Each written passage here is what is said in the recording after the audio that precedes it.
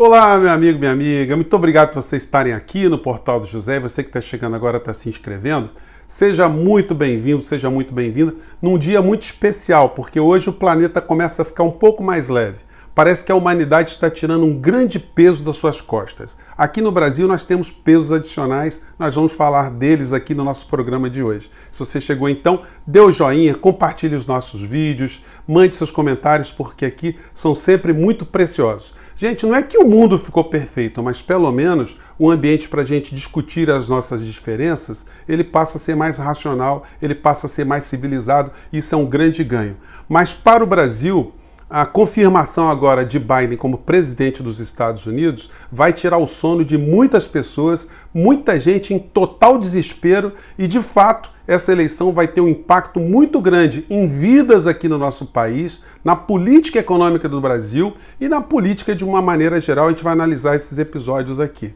Ontem, antes de ser confirmado hoje, o presidente Biden como presidente dos Estados Unidos, ele fez um pronunciamento na madrugada, onde ele pedia calma ao povo americano e ele apontava o que ele vai fazer à frente da presidência da República. Já era dado como certo que ele seria o presidente aqui, a gente até antecipou, baseado em algumas informações, mas se você estava esperando essa confirmação, agora você vai poder dormir tranquilo mesmo. Agora esse resultado não tem chance de ser alterado. Eles estão tentando no tapetão o tempo todo. Pegaram lá o Rudy Giuliani, que foi prefeito de Nova York, que é advogado de Trump, para tentar colocar em xeque o processo eleitoral norte-americano, mas isso está pegando muito mal. Daqui a pouco não vai ser surpresa que Trump seja acusado de conspiração contra o modelo norte-americano. Ele fora do poder, ele perde imunidades, a vida dele tende a ser devassada e se ele estiver de fato incomodando um setor ou outro,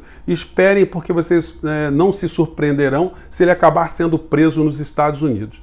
Como o Brasil tem um sistema muito próximo dos Estados Unidos, se acontecer algum tipo de responsabilização a Trump por conta das mortes na Covid, por conta dele ter sido informado pelo tipo de discurso que ele fez, não esperem um comportamento diferente no Brasil. O presidente brasileiro vai ser responsabilizado e a gente vai até naturalizar um processo que será racional se isso acontecer nos Estados Unidos e será racional, portanto, aqui no Brasil também. Apesar deles terem muitas irracionalidades nesse processo que eles estão vivenciando por lá, né?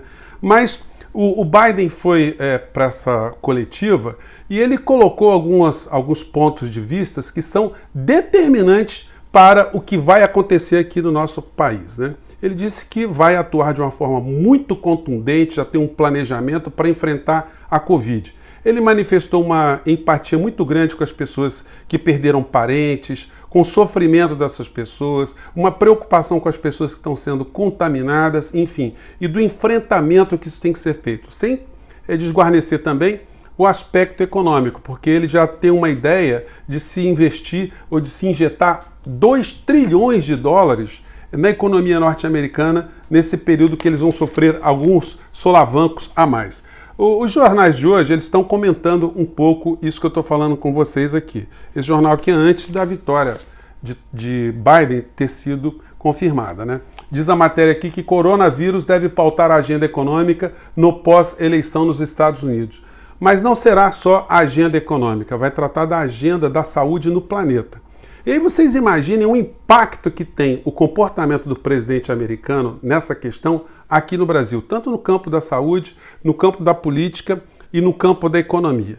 Se ele decretar uma quarentena nos Estados Unidos, e o que Bolsonaro vai fazer aqui no Brasil? Ele que copiou tudo que foi feito nos Estados Unidos. Se ele conseguir fazer um programa de vacinação de todo o povo americano, com vacinas inclusive chinesas, o que vai fazer o presidente brasileiro? Ele vai mandar cloroquina lá para os Estados Unidos? Vai mandar o nosso astronauta com vermífugo para ajudar a curar o povo americano, ou preservar o povo americano? Então o Bolsonaro tende a ficar mais isolado aqui no nosso país, junto com seus seguidores. Gente, esse processo está acontecendo, ele se assemelha muito à chegada do sol, né? Vai chegando em alguns lugares, vai deixando com que a gente enxergue melhor os ambientes, vai purificando algumas áreas, vai deixando o lugar mais bonito de uma maneira geral, as plantas vão se fortalecendo, elas vão crescendo, enfim. Tudo fica melhor quando o sol chega, exceto para as criaturas que estão nas trevas, nas penumbras, nas umidades, nas catacumbas e que se alimentam e vivem nesse tipo de ambiente.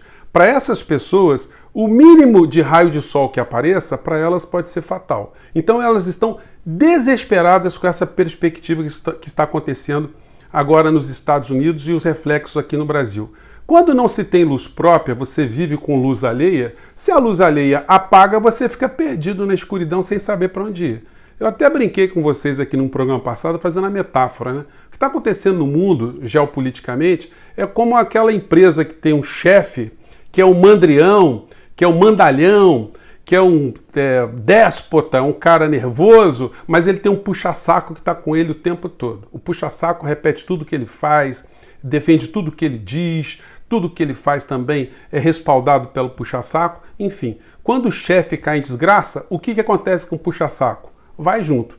E é o que vai acontecer agora no mundo, especificamente aqui no Brasil. Nós vamos ter nos Estados Unidos uma mudança radical em relação à questão do tratamento da saúde, das informações, da pandemia, e isso vai ser necessariamente muito impactante aqui no nosso país. As instituições estão se movendo rapidamente, em alguns casos aqui, no caso da rachadinha do Flávio Bolsonaro, está andando um pouco mais à frente, né? Então nós vamos ter aí desdobramentos muito sérios aqui no Brasil em relação à família Bolsonaro e ao próprio destino do presidente e dos seus seguidores. Bom, a gente pode ver o nível de desespero dessa gente quando você acompanha alguns sites, alguns canais de direita. Eu sempre faço esse exercício, né? Eu gosto de saber o que essa gente pensa, até gostaria de conversar com eles alguns dias, né? Eles não têm essa abertura, mas eu gostaria de levar um papo com essa gente aqui, até para argumentar e desnudar algumas áreas de ignorâncias profundas que eles têm, né? A gente não sabe se isso é uma coisa ordenada, se tem um sentido financeiro nesse tipo de comportamento, ou se está no campo psiquiátrico, né? Mas vamos ver o desespero aqui de uma parte dessa gente do bolsonarista e trumpista na internet. Vamos lá. Deveria ser político em tal cidade, em tal estado ou em tal país, junto com a imprensa criminosa, cúmplice, canalha. E o Donald Trump está incomodando aquele grupelho que está no poder, grupelho bilionário. Olha, gente, é como eu disse a vocês, né? Não sou eu só que estou dizendo aí que o Trump pode acabar preso no meio dessa história. E qual é a percepção que o presidente brasileiro tem de Biden e o que ele pretende fazer e quais serão as possíveis reações do presidente brasileiro com a mudança radical no tratamento dessa questão? Qual é o nível de desgaste, de isolamento que ele está topando bancar até o final? O presidente, na sua live, ele fez uma bravata, chegando a insinuar que o Brasil teria forças militares para enfrentar qualquer tipo de interferência no nosso destino, na nossa soberania, segundo a visão dele. Vamos conferir aqui. A pandemia e eleições agora lá nos Estados Unidos. Então o Biden, não sei se foi ganhar voto, agora eu vi, já hoje vi um vídeo do comentarista, dos nomes que ele falava no debate, não batia coisa com coisa, falava os absurdos, tá certo? E ele querendo aí, o Biden parece que querendo romper até o relacionamento com o Brasil por causa da Amazônia. Sabemos que alguns países do mundo têm interesse na Amazônia e nós temos que fazer o quê? Dissuadi-los disso. E como é que você faz a dissuasão disso? É ter umas Forças Armadas preparadas. Mas as Forças Armadas foram sucateadas ao longo dos últimos 20 anos. Então, ó, Biden que se cuide, tá vendo? Ó, o presidente está dizendo que as Forças Armadas aí estão dispostas a enfrentar qualquer tipo de petulância, né? Então, gente, vocês tirem suas próprias conclusões. Se tem uma coisa que falta muito nesse governo, é a área de inteligência, né? Eu tenho o tempo todo dizendo isso para vocês. Agora, vocês imaginam uma pessoa que tem pouca inteligência, que é desinteligente, e é assessorada por gente ainda mais desinteligente ainda. Só que essas figuras que são pagas com o nosso dinheiro, o dinheiro dos nossos impostos, eles estão governando, ou melhor dizendo, desgovernando o Brasil. E aí a situação nos Estados Unidos, que aflige muito essa gente, chegou a cereja do bolo com o comportamento do ex-presidente Evo Morales. Ele sofreu lá um golpe na Bolívia e esse golpe foi patrocinado inclusive pela OEA, né, que mandou lá o senhor Almagro, que foi chamado por todos os países, né, que são satélites dos Estados Unidos, para verificarem a legitimidade das eleições na Bolívia. E agora ele observando o sofrimento de Trump, que está alegando que as eleições lá estão sendo fraudadas, que o Rudy Giuliani estão dizendo que os votos estão aparecendo, votos de mortos, que o processo é uma bagunça, enfim. Aí ele está tirando uma onda, está dizendo, por que então vocês aí nos Estados Unidos não chamam a OEA para verificar a licitude, a legitimidade das suas eleições? Então, vou botar um trechinho aqui, ele fala muito embolado, muito rapidamente, né? Mas só para homenagear esse momento histórico aqui. Vamos lá. Que hace Luis Almagro, la OEA, y no hacer supervisión de las elecciones de Estados Unidos. Y repito nuevamente, si hay fraude, Donald Trump debe acudir a Luis Almagro y a su aliado para hacer golpes de Estado en América Latina. Tirou onda. Foi muito tranquilinho, muito retinho, né? Gente, hoje eu quero terminar esse nosso papo aqui, trazendo aqui o Belchior, o poeta. O Belchior, ele escreveu uma canção chamada Divina Comédia Humana. Ele diz que o cidadão ele pode trafegar dessa situação do inferno até o céu de várias formas. E ele sempre faz aqui uma mensagem nas músicas dele de muita esperança. Ele era um filósofo, né? Ele sabe que a vida é passageira, a gente tem que procurar extrair o melhor da nossa vida. E a gente tem sempre que colocar a nossa voz, sempre para ajudar com que a humanidade vá para frente, que as pessoas que ficam perto da gente se sintam cada vez mais felizes, cada vez mais preenchidas. Esse é o sentido das pessoas que querem cada vez alguma coisa melhor para o outro, para o próximo e para si mesmo, né? Então nessa canção dele, chega um momento que ele diz o seguinte: enquanto houver espaço, corpo, tempo e algum modo de dizer não, eu canto.